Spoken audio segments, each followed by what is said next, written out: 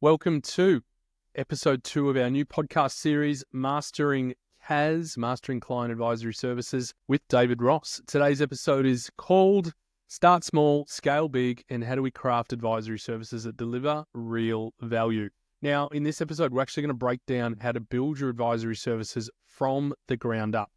In this episode, David is going to be sharing valuable insights on why advisory services often fail when we're reliant on tech, but also just exploring the importance of strategy and the basics of communication and listening to your clients. We're going to discuss how impactful all of these things can be when you bring them all together. And the key takeaway from our last episode was that advisory is a slow burn. So even though we're going to break down how we build advisory services from the ground up, you've got to understand that there's a few things you need to get in play first. So you can't just run at it 100 miles. And we're going to talk about that all today in this episode. David's going to guide us through a phased approach, uncovering client opportunities, developing tiered service menu that's going to help you scale your offerings strategically. David, welcome. How are you today? Well, I'm good, thanks, Trent. Geez, we've got a bit ahead of us, so it's a long list, but we'll try and ram some good value in there. 100%. I mean, I know listening to the last one, there was a good stack of value in there. We talked about, the need for CRMs. We talked about the needs of having good questions to introduce to clients to uncover those advisory opportunities. What's been going on in your week, just to kick everything off? How's things going? What's the story of the week for me? Yeah, look, we've been busy with our offshore staffing model this week. A lot of legal hullabaloo in the Philippines. It's been a huge learning curve for our company working over here. So that's what's been happening. And then there's always, speaking of advisory, there's always issues just come out of the woodwork with clients. So we've got a lot of clients popping up, obviously with cash flow issues, which is interesting in advisory itself, trying to not only do the work because you've got that balance of them being able to afford to pay it, but there's some clients who really can't afford to get stuck in and do something drastic at the moment. Otherwise, everything's going to let loose for them. Yeah, okay. Awesome. Interesting. Well, today's episode, we want to break down and basically we're starting from scratch. We're going to pretend like we've just started a new accounting firm with an advisory offering and we're trying to start from the ground up. Last episode, we talked and defined all the different advisory services. We talked about advisory being things like business valuations and helping guide clients through really strategic consulting engagements, very advanced tax consulting and strategies as well. I think today, there's still misconceptions here, right, around advisory work and how we deliver it. And today we're going to try to reset all those things. So I'd love to ask you, if we're building things from the ground up, where do we start? What's the first thing we're going to do to lay this foundation or set the foundation? It's interesting that you mentioned the misconceptions, because that's probably the very first step, is deciding what type of advisory. I'll call it flavour. Choose your advisory flavour. And that's really going to come back to the individual firm and the client base. So you've got to choose that flavour at the outset. Yeah, sure, you can change path as you go along. But for me, it's small business. So my flavour is in and around planning, accountability, all of those areas. I know a lot of guys through different groups now are into the asset protection succession planning road. That's not necessarily my jam, but it may be their flavour. But you have to determine what advisory is to you and what it's going to mean for your clients. What's the services that are going to come off the back of that? If you don't determine what your flavour is and you just go in and jump straight into offering whatever it is that the clients want, you're really not going to be able to have a good model of products and services to offer your clients. You're just going to be making it up as you go along. It's great to build the plane while you fly it. You've got to have a bit of a basis for what you're working towards. 100%. So choosing that flavour is probably the first step.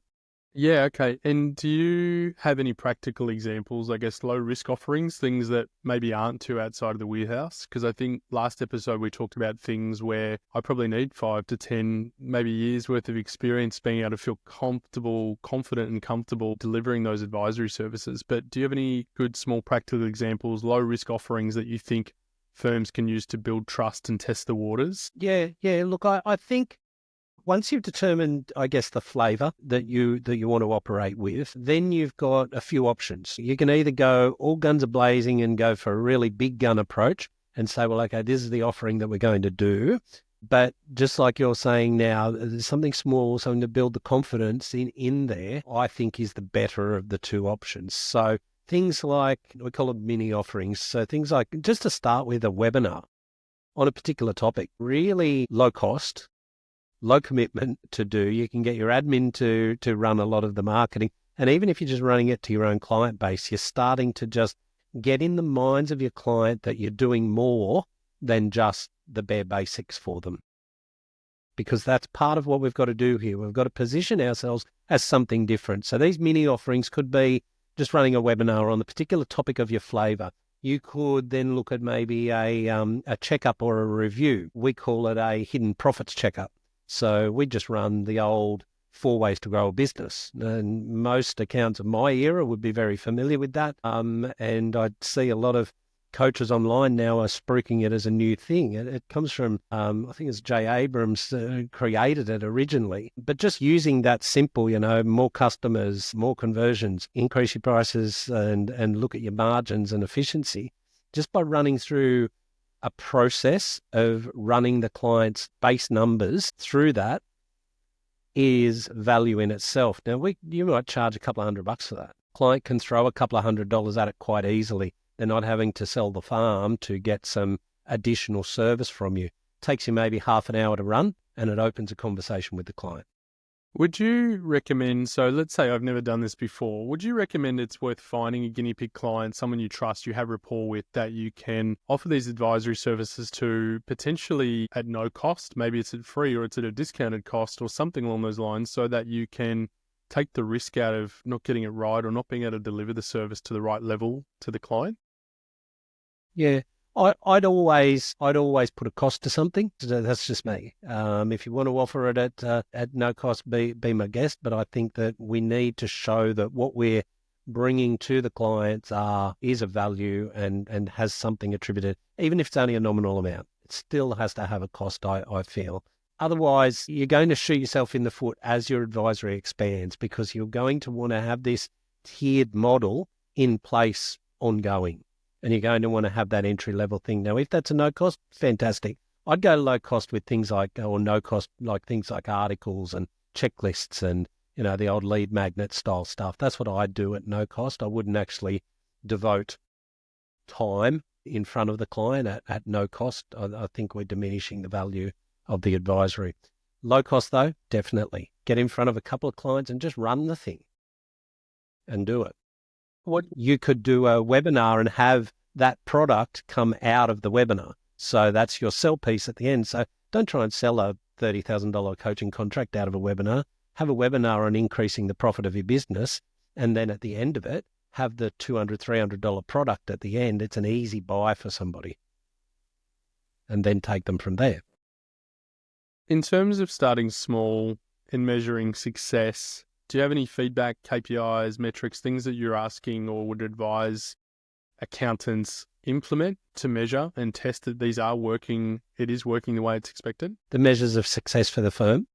For this offering. So if I bring on, to your point, we've done a webinar, we bring a few people in at a few $100, is there any key success measures, KPIs, metrics that you'd recommend that listeners are sitting there going, cool, I can implement that today? Look, I think it's a bit of a how long's a piece of string, but if I've got, and this is one of the things that people as accountants aren't doing, is when they're running events or producing base advisory products, is they're not looking at the numbers that need to come out of that.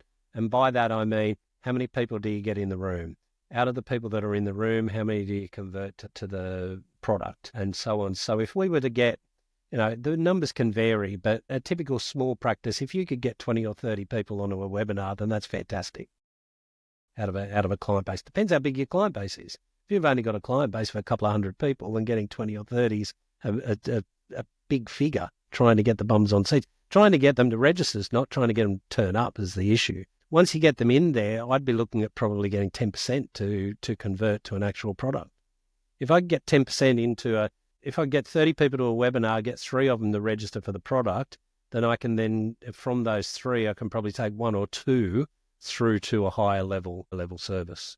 Do you have any tips on, I guess, the type of webinar someone could run? Maybe just as an example. I'm just trying to think about someone that may not have that creative brain to think, I don't know what I would run a webinar on. Do you have any 1 or 2 things you could say, hey, you can do this tomorrow and this probably would work well enough for you as an easy stepping stone? Yeah. Look, I started this, and I think I mentioned on one of the previous sessions, I started this advisory part of my career based on some of the work that I'd done with results, counting systems, etc. And they were very heavy on the 4 ways, 5 ways to grow a business. So I like that as my lead in, but whatever the product may be. So my lead in used to be in and around increasing your profits by 10%. So the webinar would simply just be something along the lines of how to increase the profits of your business by 10% guaranteed. Now, bring the clients along to that. They're looking for it. It could be cash flow, how to improve the cash flow in your business, ATO biting. We're coming up with marketing stuff here on the fly, but look at your flavour and look at what those pain points are and try and drill into those for something that's going to be of interest. And if you don't have the creativity to do it yourself, then engage, say, we do collab work, right? So we'll come in and we'll collaborate on a webinar for a client as a brought-in expert to do a particular topic. And then at the end of that topic, we can lead them to the water that the accounting firm has got. So there's a number of different options that people can take, but I think it's just really sitting back. I don't think accountants give themselves enough credit for their creativity. I think they've got it in them. They just need the framework to work around. So pick your flavour, look at what the pain points for the clients are around that flavour, and a topic will jump out. My feedback was actually get the bums on the seats. Yeah, my feedback would have been to list customers will ask you a lot of questions during a week, and I think you probably uncover a lot of things just by hearing, well, what are the key things we keep hearing over and over? Is it, hey, we need to go in for a loan or funding at the moment because of, maybe it's interest rates, maybe it's because the economy's down, maybe there's a shortage of sugar, and I work in wholesale, and now I need to figure out how we're going to manage these things. Clients tend to hold the answers, I think. So when we're looking for webinar content, we run a marketing agency, which I think, most people know. We always stem back to what are the key problems and pains that my clients are experiencing. And I think you'd be able to, whether it's you, not you per se, but the accountant that's listening to this should understand what are the things my clients are talking about that are keeping them up at night that I can solve and help with, and that's what I'm running my webinar on. And the way tech is working today, I can, record it, I can then transcribe it, I can put it through ChatGPT, I can create blogs, social media. There's so many cool things I can repurpose it in 3 or 4 different ways. We'll do that with this episode as an example. There's a blog, there's YouTube videos, there's all kinds of stuff.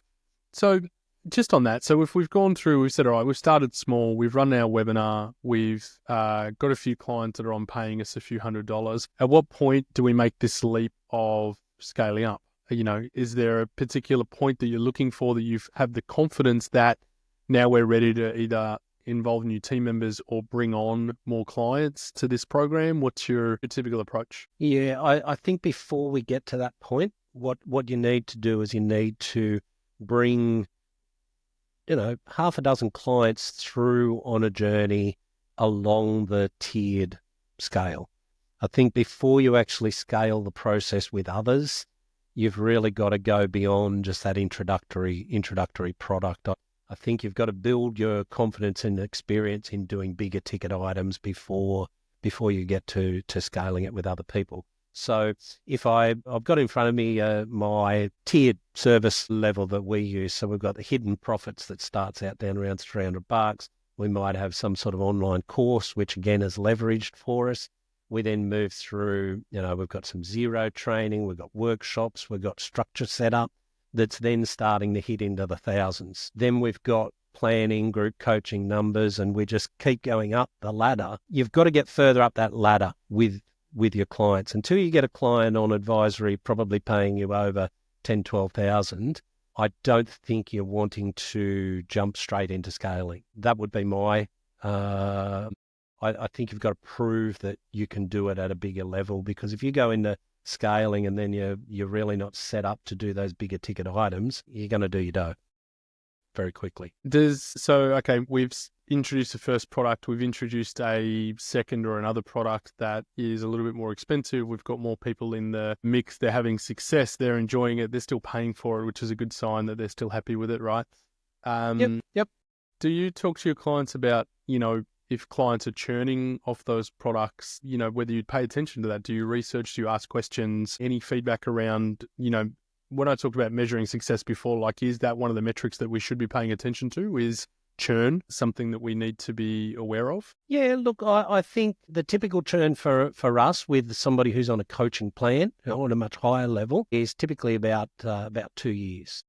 We normally get them through that 18-month period. We get a renewal, and then after the 2 years, they tend to go, I think I've probably got as far as I can get at the moment with the coaching. On the smaller products, we don't really measure that. It's really a buy, and it's less of a churn, and it's more of a conversion measurement, because what we're wanting to do, those lower products are simply really just there to offer immediate value and then take them to the next step. They're not designed to really just be a standalone product of their own. They're a quick hit, get the client excited, and then move them up the chain. Do you mind if we break down, I guess, a bit of a real-world application for what a product is? I get a sense that people hear the word product and it's like, hold on, what is the product? Especially if they've never done this before. So I know when I think about a productized service that I'm sitting there saying, look, that might be a weekly meeting or a fortnightly meeting, paired with reporting, paired with deliverables and action items, and that altogether is my product. Do you mind breaking down what the product looks like, what a product looks like, and what those deliverables should be? Yeah, I'll use what we do as the driving example, Trent. So you're a client. We get you through our scorecard as a lead. We then start to open conversation, and we say, well, okay, look, let's jump in and you're a bit tentative to go with coaching straight up. So we get you into the hidden profits checkup. From the hidden profits checkup, we're able to show you that if you just make a few tweaks to your business, it's just a simple spreadsheet with multiplication in it. So anybody can really run it if they understand the concept. Once you come out of that, you see potential. It's like when you go to a seminar and they'll flash up the figures and they'll say, you can do this. So they're showing you the potential if you work with us and if you do these things. Client says, yep, okay, I'd like to do some more work together. So what we then typically do is, if they feel that they're not ready for a full coaching commitment, we put them into a 6-month group coaching program. And that group coaching program takes them basically through the taste test, I guess, of what they would be doing if they were on full coaching. It's just in a group environment. So they go through the 6 pillars that we have, which is theoretical, and then each month they do accountability sessions as part of the group. So it's giving them theory and accountability. And we've designed that. You can't get around having to design something that you're going to offer your client. So it's an education piece is what we've designed there as the group coaching course. Now then the product, either when they come out of the group coaching course and they say, yep, okay, I've really enjoyed the last 6 months, I'm now ready to go one-on-one. We then take them to our full coaching plan, which may look like fortnightly meetings. So I've got a client at the moment, I do fortnightly meetings. They were monthly meetings, and he said, look, I need to kick up the pants every fortnight. Once a month is great. It's giving us the input that we need, but I would love a fortnightly meeting just as an accountability session to check in. What are my challenges at the moment? How can I work through things? And we're working through all manner of strategic things with him that he just doesn't have the headspace to get clarity on, and we will just talk it through. So the sessions basically are, what have you been up to the last couple of weeks? What are your wins? What are your challenges? And then we just unpack what his wins and challenges. We do nothing else other than just talk through his wins and his challenges, and anything things that he has been saving over the last 2 weeks, he raises in that accountability session. He pays $500 for a 1 hour session. Now, I don't get the disconnect between, okay, well, what can we offer and how do we do this? We are the accountants who've got high level skills that aren't just tax. We know business. Yeah. So it's just using those business skills that are probably a bit dusty and a bit rusty. We've got to give them a bit of a spray and get them up and running again. But really, if you're put opposite a client for an hour, if you can't talk logically about business for an hour and offer them some insights and ways to approach things in a business-like professional manner rather than what they know as the small business person, I think you're going to struggle with advisory overall if you can't do that. Then our monthly meetings are based more around the numbers. We review last month's numbers. There's no fantastic software. We're just looking at their accounting reports, profit and loss, balance sheet, receivables, payables, looking at the whole thing in terms of the operation of the business. It's just like a management meeting that they've got. So we're just part of their management for that 1 hour. Again, $500 for that meeting. So the client's paying $1,000 a month really to have 2 1 hour chats, but they're getting, it's like the plumber, charging X amount to fix the leak. And if you charge it on an hourly rate, it'd be a lot, but it's all the experience that he's got up here to be able to do it. It sounds like we're talking about business therapy at this point. Kind of sounds like I'm it is a bit. It is becoming a therapist. Yeah. And I've mentioned to you, I've got my staff think it's hilarious that I make clients cry. Yeah. Now that and does it's kind of a good thing, but it's a bad thing at the same time. But you've got to sometimes get people are ready to get to that point. They're struggling. They got things that need solving, and this is the marketing point for advisory: is what is your client struggling with, and how can you help as an accountant?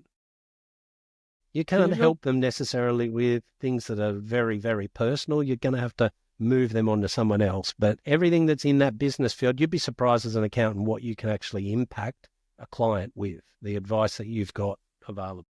How do you get the right balance? Like, I know it's important to set boundaries with clients and say, look, we're going to meet twice over this, period every month. Things come up. Clients like, hey, I need your opinion. We've been talking about this thing. I've had an update. Can we chat today? How do you tackle those in demand, like on the moment?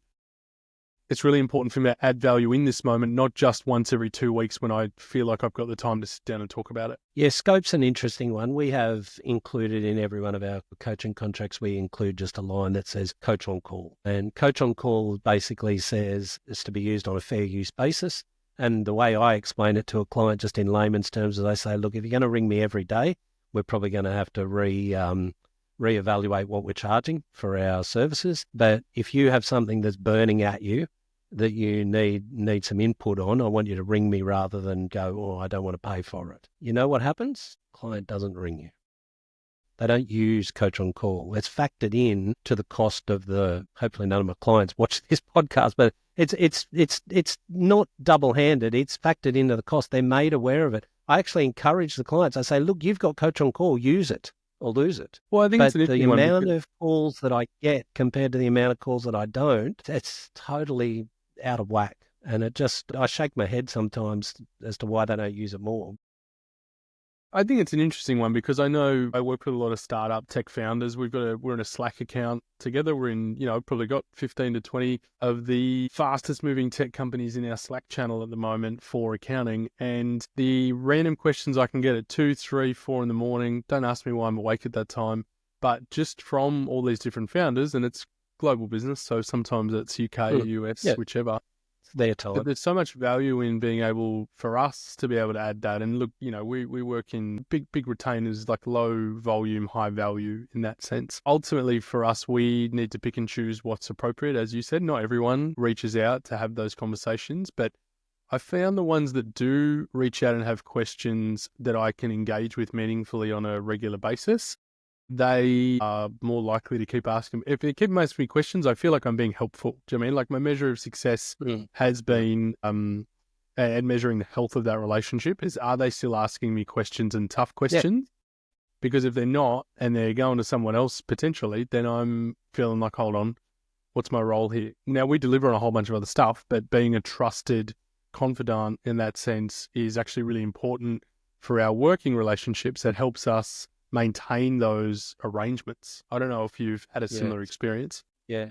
And it's definitely something that I haven't measured, but it's something that I know by gut feel. And typically, you talk about churn. Typically, the clients that do churn are the ones that aren't bouncing things off you all the time. You kind of know that they're at a distance. You feel it when you're coaching with them. They become dormant probably in the last 3 months of their current year of their contract. They kind of just go off radar. Yeah. But the important thing, particularly with product, just circling back to the product question that you asked, is once you've looked at, say, those mini offerings, an important thing to do is design an all-you-can-eat model. So you're really delving into everything that you can do for the client. And this is where some of the research and some of the hard work is in advisory, is once you've determined your flavour, you've got to determine, well, okay, if I was to throw everything at this and a client was going to buy everything that I could offer them, this is what it would look like on a page. And we were forced to do that. We did a course a few years ago, and part of that was getting our model onto one page. Not a one-page plan, but a one-page model for advisory services.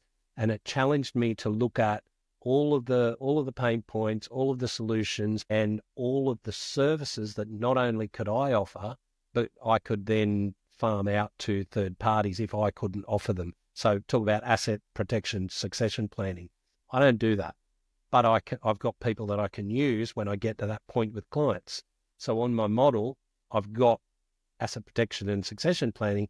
Do I do it? No, but I project manage it for the client and bring them through. So we've got an all-you-can-eat model, and then we've got the transition model, and the aim is to bring people through that tiered approach through to the all-you-can-eat if we can get them there. But if we can't, we'll just do parts along the way to keep their appetite Okay. met. Nice. Well, I just want to recap a little. So we talked about setting a foundation, but a lot of this for me has actually been about building momentum and getting a run on the board and then expanding off getting that run on the board. So we talked through, especially go back and listen to the last episode, but just trying to define and understand what your advisory services are going to look like, whether your clients are ready and right for advisory. We talked about that in the last episode. We talked about how to demystify and demyth some of these quarrels around advisory and whether it's coaching, and we talked about business therapy today as well. But we also talked about how we qualify these opportunities using your scorecard last time as well. I had in my notes to kind of unpack frameworks and sales process again today. So if we are starting from the ground up, last episode you did a great job talking through a scorecard and how you use that to qualify people for that piece. Do you mind if we go a little bit further into what an effective sales process is going to look like for these advisory services, and how do firms go about then integrating it into their existing workflows? Yeah, sure. Okay. So we need to look outside of accountants offering advisory, I think, and look at this issue that becomes a thorn in the side of a lot of accountants, and that's the business coach with, possibly dubious skills, some of them, and let's be honest, work off the clients at a much higher level than what the accountant's doing just the base accounting work for. Now, the difference between the two, the reason we've got to look at it is that those business coaches are using much more modern marketing techniques. They're doing a hell of a lot more in terms of following up and having steps along the way in the process. And they actually have a sales process. And this is where this tiered approach again becomes important, because not only in the tiered chargeable services, but also in the free products that you may have, the gifts or the lead magnets, whatever you want to call them. So we all kind of sit back as accountants in the marketing field and not get stuck in like you would see some of the coaches take a more aggressive approach to the marketing. So if you were to mention, and I'm not talking about having some really complex funnel set up, etc., but it can be quite easy to simply just have, well, okay, this is what we're going to be marketing, the product. And I'm not a marketer, you're the marketer, I'm a coach, accountant, etc. But this is the product, the end product that we want the client to buy. Now, how do we take them from this point here through to here? And it's the old, I don't have the exact numbers, but it's the old numbers that only a certain percentage are there to buy, and the rest of them we've got to make aware of what we do, and we've got to bring them along the chain to being ready to buy. So very few who are doing this from the account level trying to get advisory happening are doing anything at the start in terms of awareness. This is the product that we do, starting to plant seeds, starting to get a bit of interest happening in these clients, then getting them along to a webinar, from the webinar taking them to the low-tiered product, from the low-tiered product selling them into the next product. So that's my sales process. So it could be different for somebody else, but my sales process will take all different inputs. So it might be inbound stuff that's coming to us. It might be outbound marketing. But at the end of the day, we're wanting to bring them all back into something simple, something that's low or no cost.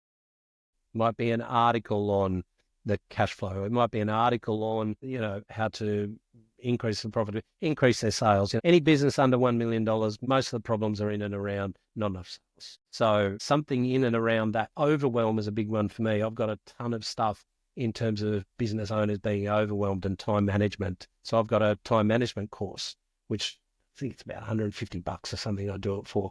But it may as well be free because it's so simple to run. Templates, a whole heap of things that you can give away at that point. But then you're gathering leads, you're then putting them into, we talked about CRMs last session, you're putting them in there, and then what do you do with them once they're in the CRM? Don't forget about them. Don't just put them into the CRM and go, oh, well, I've got the lead now, that's great. You've got to have a process to say, okay, lead comes into the CRM. 7 days after the lead comes into the CRM, I send them this. 7 days after that, depending on whether they opened it or not, I send them this. This is the funnel stuff, but you can make it quite simple if you want. You don't have to have what some of the marketers on Facebook will have you believe, that there's so many different tiers here. So I just think we've got to get smarter about marketing and actually have a flow to it of what to do, because as we get busy as accountants, lead comes in and then it sits there for 3 weeks before we even give them another call. You do make a then good they've point. lost the enthusiasm. They are busy. You do make a good point. They are busy. And I think my question here really, especially if you're a smaller practice, maybe you've only got million fees, solo partner, how do you make time for this? Are you encouraging people that they need to sit down and create content on a Friday? Don't get me wrong, using AI helps with some of this stuff, but you still need to ask and tell it what you want it to do for you. Any advice on how people can go about creating content, articles, templates, and all the things that you're suggesting that they should be trying to offer and or sell to their client base? This is where your scaling comes into it. It's not so much the delivery of the product, but certainly the I call it marketing and admin comes into it. So the way I do mine, I have an EA. Originally, I was doing a hell of a lot of travel pre-pandemic. So her main role was getting me around the country. That's fallen away with some recent things that I'm doing. So she's been repurposed to do a lot of our content now. So she does all the video editing, the repurposing, article creation. So I might come up with an idea. I might get a few seeds, say, out of AI of what I want an article to be, and then I can build in and around it. I can flesh it out. It is a skill, and I get it that some people don't have that readily available, that creative bent. But I think if you don't have it, you've got to find somebody who can take your idea and write you an article. I mentioned I did a course a couple of years ago. One of the things that came out of that, and it was sort of really the takeoff of AI, was using, say, Upwork. So one of the homework assignments was, okay, come up with your particular article title and a bit of a brief. Get somebody on Upwork to create it for you. I think it cost me $45 or something like that. And the woman came back with a rework of an article that was basically perfect. Needed a few tweaks, but otherwise perfect. So $45, typical accountants charge out rate.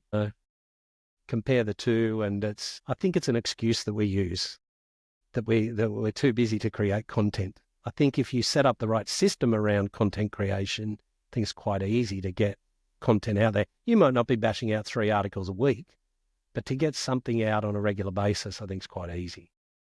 Honestly, you can get 3 out in 30 minutes these days. Like, it's pretty wild what you can do with it. So yeah, no, I definitely agree. There has to be intentional time set. Monday morning at 9 or Friday afternoon or whatever days you're less busiest. Put it in the calendar. Find a way to capture it. Just record yourself. Take the transcription. Put it in ChatGPT or whatever. You will quickly bring out content that sounds like you. If you're using a transcription. That's easily my number one big tip. You mentioned on CRM, and I'm just trying to think about as we start to sort of close out the episode today. Yep. That tracking opportunities within the CRM, follow up, the cadence of communication as part of the sales process. Now, you laid out the sales process before, which is great. Is there any other points or recommendations around how to upkeep this in a CRM? I can hear some people listening going, not another bloody system that I've got to use. We've got practice management tools. I've got a different system for workflow. I've got a different system for billing. It's big, right? Like it's the never-ending list of tech and things that I need to use in my practice. Yeah. I think the biggest thing I've found is that the more you use the CRM, the easier it is to upkeep. When you let leads flow into it or be entered into it, and then you're not using it to do anything outbound on a regular basis, it tends to then get messy and it's not kept up to date. And then to bring it up to date becomes a mountain to deal with. So the biggest tip I would say is use the thing. If you think of when you ring a company and the company says, look, before we start the call, can I just check your details? Right? So they're checking your details while they got you on the call. They're updating their database. They're making sure that everything's current, everything's correct. Because those large companies aren't going to sit down and go through like a small accounting firm would of saying, oh, hang on, my practice management says this one thing, the CRM says this, such and such changed his address, we've got to update it. The integration of some of these systems isn't still great, even with things like Zapier and so on. It's not fantastic.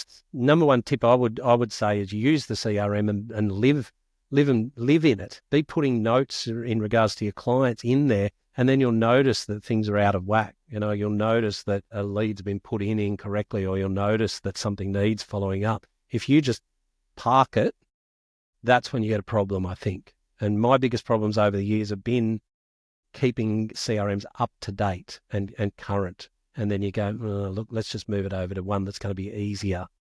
And they're never easier. They get out of date because we let them get out of date. I agree. And we talked about this last episode. So many to pick from, hard to find ones that work. I find getting a good one that obviously integrates your email is a good start, something that helps keep track of all the conversations. And then something that has a sales pipeline is good, just so you can move it through stages. And then, as you said, just making sure that things happen, like people use it, you log into it on a regular basis, and it's up to you. Like otherwise, it just falls by the wayside, like any systems. Yeah. Any other final points on that? Yeah, probably just the biggest thing I get out of systems like that is just reminders in terms of follow-ups and the process. So we've automated a bunch of stuff, but at different points, there's the touch point where we've got to pick up the phone and make contact with the person and actually give a human element to it, or jump on a video call. And it's just put the appointment in my diary and I'll be there for the appointment.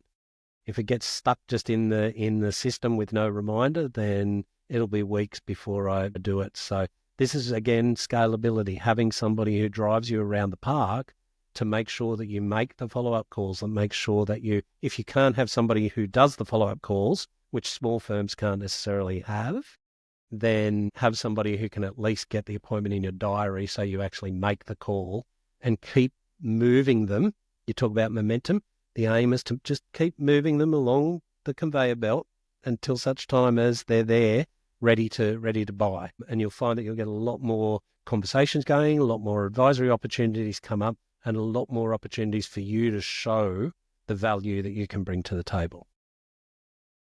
The other little idea I'd give to everyone is looking for like an outsourced calls agency. So you can outsource those phone calls to a team, local team. Doesn't have to be overseas, offshore, or anything like that. We live in South Sydney, Cronulla, and, we use a team to help with our follow-up calls or client follow-up calls. Like when they've got, they've done a webinar, done an event, and they don't have the capacity to do, a few hours worth of phone calls, well, yeah, you can just outsource it. It's like $50 an hour in some cases, and super easy. I could tell stories from my early Ignition days, and we didn't have sales development reps. We would do that, and we were booking 10, 20 meetings after every webinar just by doing that process, and it I'll works throw it perfectly. back to you, Trent, on that one, if I can, because I see this a lot, is how difficult is it to set up the system for your outsourced callers to follow? Because that's one of the questions I get asked a lot is... It can be as simple as giving them a Google Sheet, which is not data protective, right? But if you just want to give them a sheet of, here's everyone that joined the webinar, here's their email, here's their contact number, please call them in a list, leave the notes in the sheet. You can all collaborate on that. That's the basic version of how you could do it. The other version is that you invite them into your CRM and they work from your CRM, and you've assigned a task to each one to make that happen. So they can work how you want to work is probably the best answer.